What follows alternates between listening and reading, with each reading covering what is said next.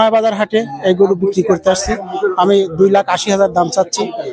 Customer 30, 35, 40 পর্যন্ত হয়েছে। আমি 55, 60 হলে বিক্রি করব 2 লাখ।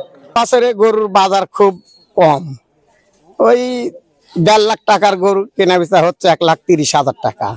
80,000 টাকার গরু 1,80,000 টাকার গরু বিক্রি হচ্ছে 1,50, 60 এরকম। দাম বেশি চাওয়ার কারণে গরু আর কি ছাড়ছে না তারা।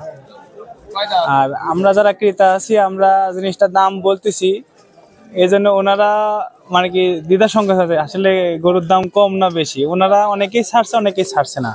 গরু কিনতে আইছি মোটামুটি সবাই দামই দেখতেছি। আমরা যে দামে একটা কেনার একটা আইডিয়া করছি সেই দামে আমরা ন্যায্য মূল্যের জিনিসটা পাচ্ছি। কোনো মানে গ্যামজাম নাই, কোনো খাজনা খাই যেটা সরকারি রেট সেইভাবে চলতে আমার কোনো ইয়ে নেই, বাধা নেই। আমরা খুব আরামে কেনাকাটা করে চলে যাচ্ছি। গরু কিনতে আইছিলাম, আজকে হয় নাই, সামনে হাট আছে, দেখি কিনবো। বাজারটা মোটামুটি ঠিক আছে, খুব খারাপ তাও না, খুব বেশি তাও না, মোটামুটি একটা আছে।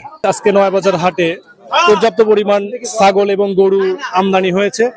এখানে যেমন খুশি ক্রেতারা তেমনি খুশি বিক্রেতারা। আমরা আসলে সকল ধরনের নিরাপত্তা, আমরা ব্যাংকের টাকা চেকের জন্য আমরা ব্যাংক থেকে লোক নিয়ে আসছি। আমরা প্রশাসনিক দিক থেকে থানা থেকে আমাদের টহল দিচ্ছে এবং গ্রাম্য পুলিশ আমাদের হাটে সার্বক্ষণিক তারা পর্যালোচনা করছে। তো সব মিলিয়ে আমাদের হাট অত্যন্ত ভালো চলছে, কোনো সমস্যা নেই। ক্রেতাও খুশি, বিক্রেতাও খুশি, আমরাও খুশি।